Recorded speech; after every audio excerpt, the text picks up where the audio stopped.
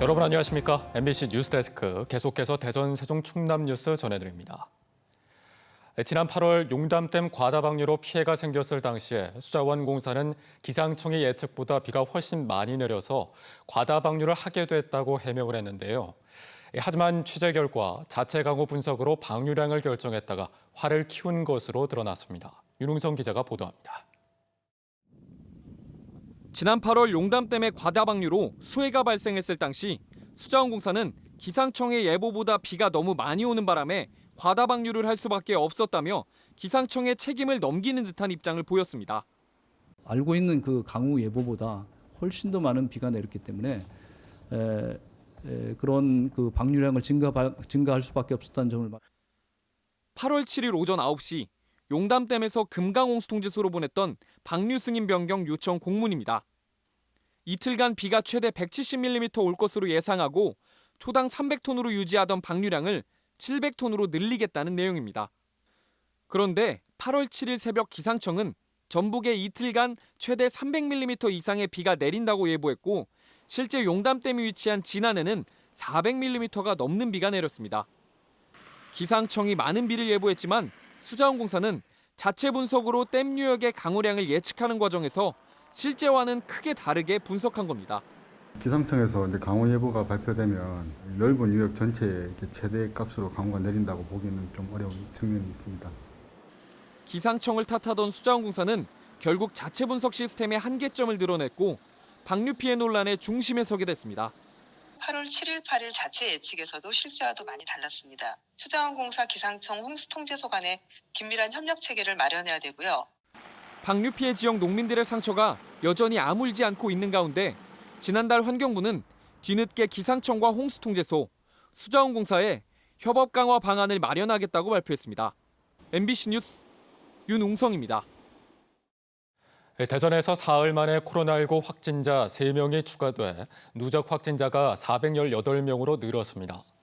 대전시는 송촌동 30대 남성이 어제 코로나19 검사에서 양성 판정을 받았고 지난 추석 연휴 벌초 모임 관련 확진자의 접촉자로 분류돼 자가격리 중이던 반석동 40대와 갈마동 10대가 격리 해제 전 검사에서 확진 판정을 받았습니다. 충남 천안에서도 50대가 확진 판정을 받는 등 대전과 충남에서 4명이 추가로 감염됐습니다. 인구 50만이 넘는 도시를 특례시로 지정하자는 법안이 국회에서 본격적으로 논의가 시작되기도 전에 벽에 부딪혔습니다. 광역지자체장, 즉 전국시도지사들이 세수 부족을 우려하면서 법안을 분리해 따로 논의하자고 나섰기 때문인데요. 천안시 등 특례시를 추진해온 지자체들은 상황을 예의주시하고 있습니다. 고병곤 기자가 보도합니다. 지난 6월 말 국무회의를 통과해 국회로 간 지방자치법 전부 개정 법률안에는 특례시 신설안이 포함됐습니다. 인구 100만 이상이나 50만 이상 대도시 중 대통령령으로 정하는 대도시에 특례시 명칭을 부여하는 겁니다. 기초단체와 광역단체 사이 중간 조직이 될 특례시는 단체장 권한이 커져 효율적인 행정집행이 가능할 거라는 기대감이 깔려 있습니다. 인구 70만에 가까운 천안시는 정부안대로 법안이 통과되면 특례시가 될 수 있습니다. 하지만 본격 논의가 시작되기도 전에 벽에 부딪혔습니다. 전국시도지사협의회가 지방자치법 개정안에서 특례시 논의를 제외해 별도 논의하자고 대통령과 국회에 전격 제안한 겁니다. 특례시가 신설되면 지역 대도시 재정 자율성이 커지면서 광역지자체 세원에 차질이 빚어진다는 우려 때문입니다. 양승조 충남도지사 역시 시도지사 협의회의 제안에 찬성한 것으로 확인됐습니다.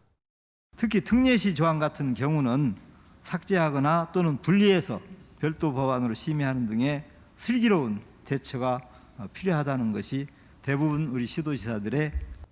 천안 특례시 지정을 주도해온 지역 정치권은 비상이 걸렸고 법안 심의에서 특례시 필요성에 대한 설득 작업에 나설 계획입니다. 콕 집어서 특례시만 빼고 나머지를 하자라고 하는 발상은 굉장히 지극히 위험하고 이기적인 발상입니다. 지방자치 분권에 대해서 현 광역단체장님들은 어떤 철학을 갖고 있는지. 지난 20대 국회에 제출됐지만 지지부진한 논의 끝에 자동 폐기된 특례시 법안이 21대 국회에선 논의가 시작되기도 전에 가시밭길을 걷게 됐습니다. MBC 뉴스 고병권입니다. 오늘 오전 10시 반쯤 보령시 녹도 인근 해상에서 낚시 영업을 하던 8톤 어선이 좌초돼 침수됐지만 50대 선장과 낚시객 18명이 해경에 의해 모두 구조됐습니다. 사고 어선은 암초에 부딪혀 침수됐으며 신고를 받은 해경은 경비함정과 연안구조정 등을 동원해 탑승객 전원을 구조했고 배수 작업을 마친 뒤 어선을 예인했습니다. 가파르게 오르던 세종의 아파트 매매 가격 상승률이 다소 주춤한 것으로 나타났습니다. 한국감정원 조사 결과 지난주 기준으로 세종시의 아파트 매매 가격은 0.27% 올라 지난 5월 이후 5개월 만에 상승률이 가장 낮았습니다.